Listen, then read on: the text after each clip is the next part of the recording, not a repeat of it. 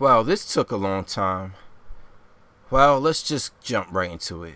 Man, this movie is ass. They try so hard to make every line of dialogue a joke. Kate McKinnon's Holtzman is just all over the place with the zany faces and behavior. Melissa McCarthy's Abby and Kristen Riggs' Erin are pretty much their typical roles they always play. Their banter wasn't that funny and at times cringeworthy.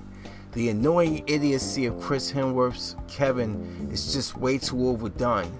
Leslie Jones' Patty was the only realistic character that was grounded when she wasn't written as stereotypically loud. Patty just showed a genuine fear from the perspective of a non-scientist and a person with some common sense. She actually made me laugh without trying so hard, which was a shock because she was like the old boy factor of the trailer.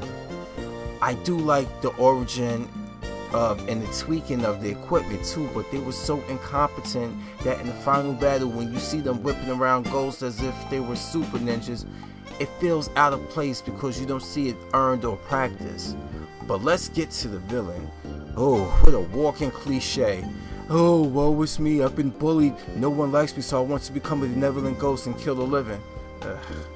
The Ghostbusters finally stopped trying to be funny and track him down, only for him to commit suicide and become such, only to transform into an evil version of the Ghostbusters logo in the final battle.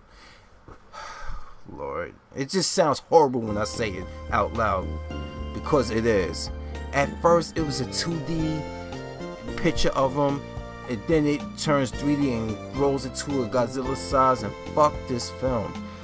When our heroes shoot him in the dick to weaken a dickless ghost, I was like, done. And how the fuck did they get Andy Garcia to play such a shitty character as the mayor? Why all the men in this movie was idiots or assholes? What I was most shocked about is that Michael K. Williams, Omar from The Wire, he signed on and played in this film. This film was dumpster juice. I have a theory.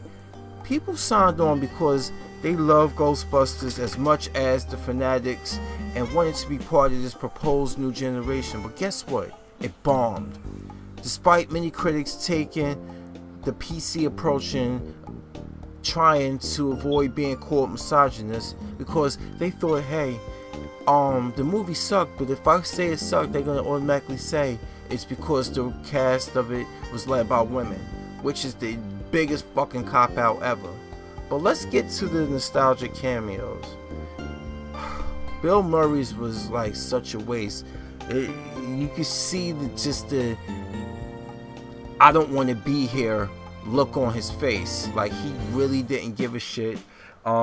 Let's not forget, people, all you people you're like, oh my god, Bill Murray's in it, what are you complaining about? Bill Murray is the reason why we never got a third movie that was gonna pass the torch to a new generation. He's the fucking reason why.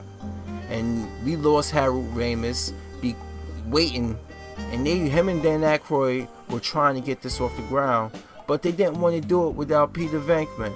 But Bill Murray just had to be an asshole. People were like, how could you call him an asshole? He's great. Fuck Bill Murray anyway, because we never got the movie. I don't know him personally, but when it comes to all things Ghostbusters, fuck Bill Murray.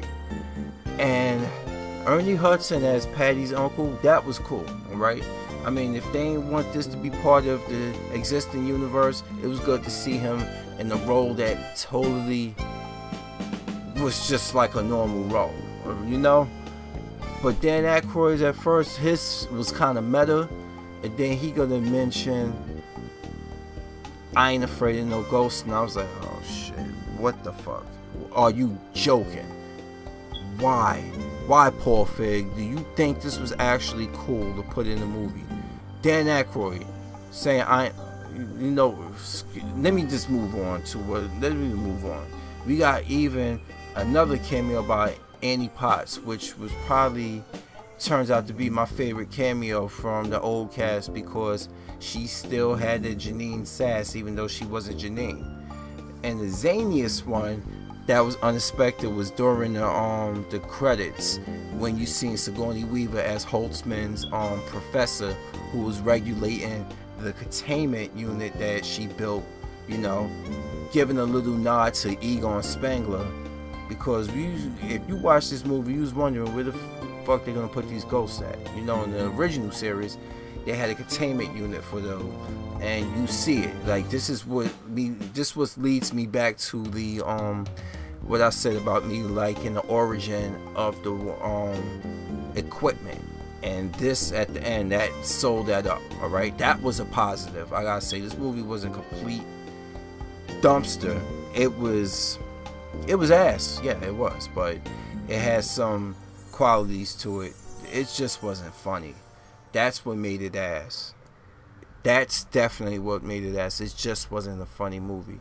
It tried too hard to be a funny movie. You see, the old one was some of everything. It had a little suspense in it with the ghosts. It had mundane comedy. It wasn't trying too hard. Alright? Am I the biggest fan of the Ghostbusters franchise from the past? No, I'm not a huge Ghostbusters fan, but I'm speaking from a perspective of somebody who likes movies, somebody who remembers one and what made it good, and then you want to be your own thing. I get that.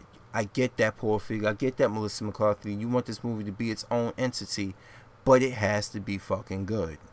Anyway, to end this, Ghostbusters, skip this one, alright? And I'm talking about, because at this point in time, the movie's been out for a while, but I'm telling you, skip this one. When you see it in your bargain bin, still skip it. If it's cheap enough, buy it. Burn the son of a bitch, alright? And all you guys out there saying this ruined your childhood, oh, go fuck off. This did not ruin your childhood. The original Ghostbusters movie is still alive and well, and in your DVD or Blu-ray, whatever collection, pop it in and watch it. This is not going to destroy anything from it. It's going to kill your time, and time can never be regained. Money can, but not time. And this movie is a big fucking waste of time.